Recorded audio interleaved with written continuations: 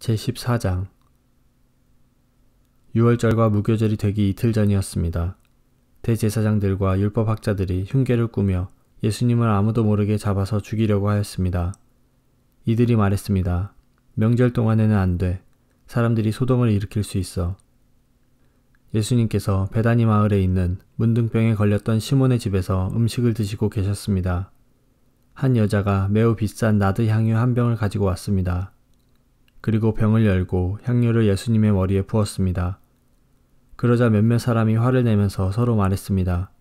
어째서 향유를 낭비하는 거지? 이 향유는 300데나리온에 팔 수 있고 그 돈으로 가난한 사람들을 도울 수도 있었을 텐데. 그리고 여자를 호되게 나무랐습니다.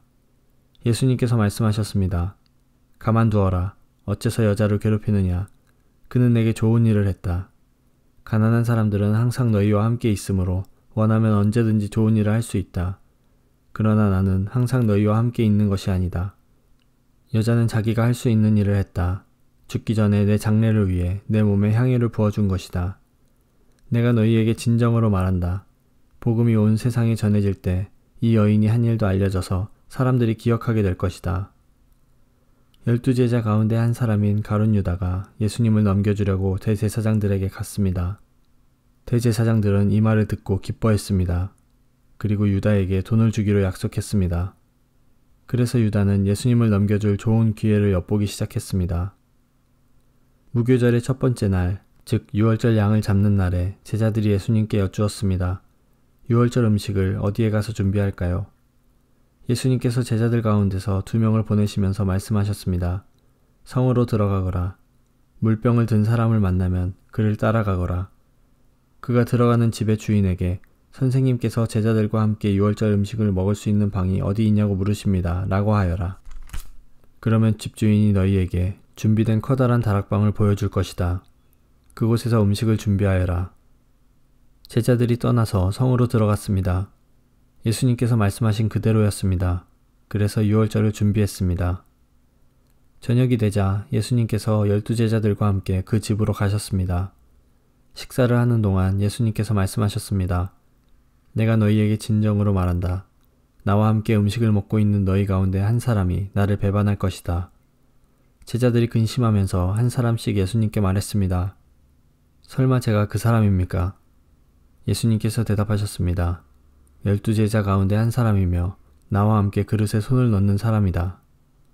인자는 성경에 기록된 대로 죽지만 인자를 넘겨주는 사람에게는 화가 있다.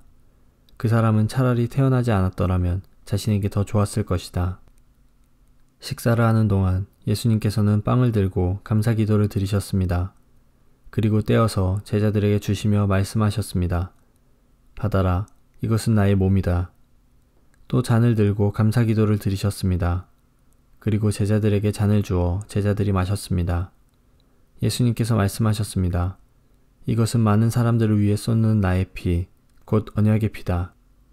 내가 진정으로 너희에게 말한다. 내가 하나님 나라에서 새 것으로 마실 그날이 올 때까지는 결코 다시 포도나무에서 난 것을 마시지 않을 것이다.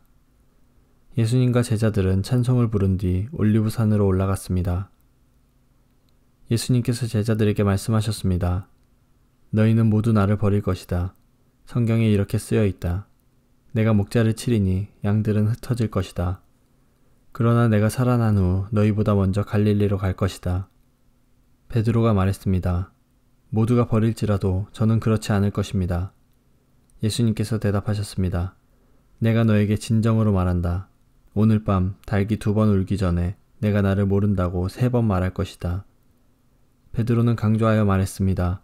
주님과 함께 죽을지언정 결코 모른다고 하지 않을 것입니다.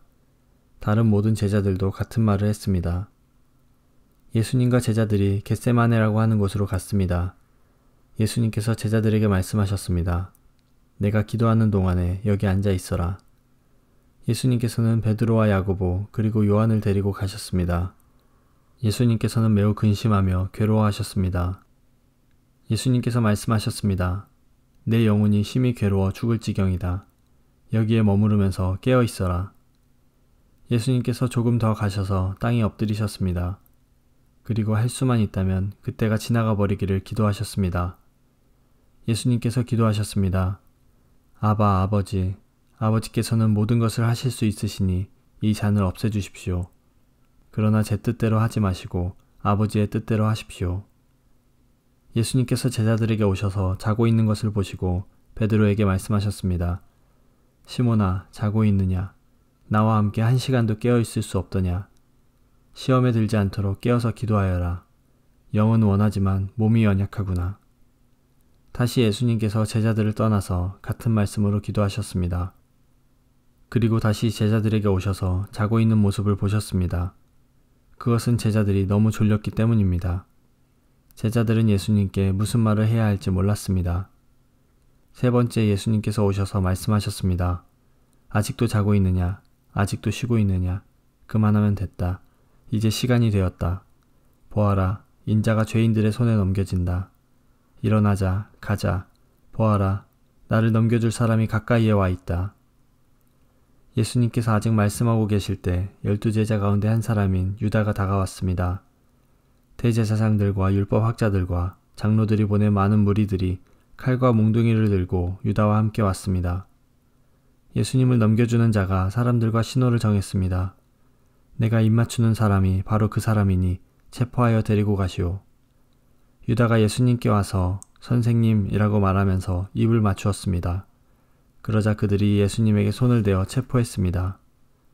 그러나 곁에 있던 사람 가운데 한 명이 칼을 뽑아 대제사장의 종을 내리쳐 귀를 잘랐습니다. 예수님께서 말씀하셨습니다.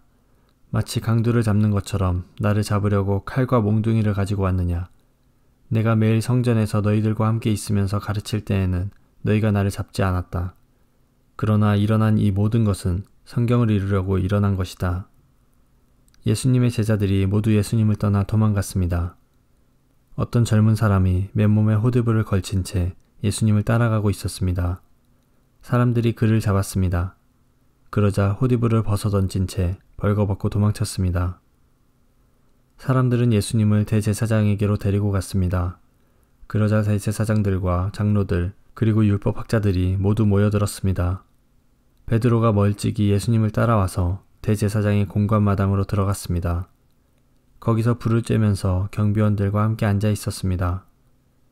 대제사장들과 모든 유대 의회원들이 예수님을 죽이려고 고소할 증거를 찾으려 했습니다. 그러나 아무런 증거도 찾을 수 없었습니다. 많은 사람들이 예수님에 대해 거짓 증거를 대었습니다. 그러나 그들의 말은 서로 맞지가 않았습니다. 어떤 사람들이 일어나서 예수님에 대해 거짓 증언을 하였습니다. 우리는 이 사람이 내가 손으로 지은 성전을 헐고 3일 만에 손으로 짓지 않은 다른 성전을 세우겠다고 하는 것을 들었습니다. 그러나 그들의 증언은 서로 맞지 않았습니다. 대제사장이 일어나 그들 앞에 서서 예수님을 신문했습니다. 아무 대답도 하지 않을 것이오. 이 사람들은 당신에게 불리한 증거를 대고 있지 않소. 그러나 예수님께서는 묵묵히 아무런 말씀도 하지 않으셨습니다. 다시 대제사장이 예수님께 질문을 던졌습니다. 당신이 찬양받으실 분의 아들 그리스도요. 예수님께서 대답하셨습니다. 그렇다. 인자가 전능하신 분의 오른쪽에 앉아있는 것과 하늘에서 구름을 타고 오는 것을 볼 것이다. 대제사장이 자기 옷을 찢으며 말했습니다. 무슨 증인이 더 필요하겠는가?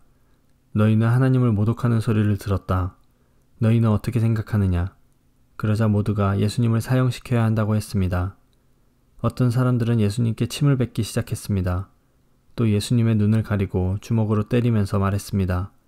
예언자처럼 누가 너를 때리는지 맞춰보아라.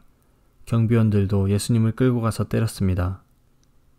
베드로가 공관의 아래쪽에 있을 때 어떤 대제사장의 여자종이 왔습니다. 베드로가 불을 쬐고 있는 것을 보고 노려보며 말했습니다. 당신도 나사렛 예수와 함께 있었지요. 베드로는 부인하며 말했습니다. 내가 무엇을 두고 말하는지 모르겠다. 그리고 베드로는 입구 쪽으로 옮겨갔습니다. 그때 닭이 울었습니다. 또 여자종이 베드로를 보고 다시 한번 거기 있던 사람들에게 말했습니다. 이 사람도 예수와 한패예요. 다시 베드로가 부인했습니다. 잠시 후에 거기 있던 사람들이 베드로에게 말했습니다. 확실히 당신은 예수와 한패요. 당신은 갈릴리 사람이니까. 베드로는 저주하며 맹세하였습니다. 당신들이 말하는 사람이 누구인지 나는 모르오. 그러자 닭이 두 번째 울었습니다. 베드로는 예수님께서 자기에게 달기 2번 울기 전에 내가 나를 3번이나 모른다고 할 것이다 라고 한 말씀이 기억났습니다. 그래서 엎드려서 울었습니다.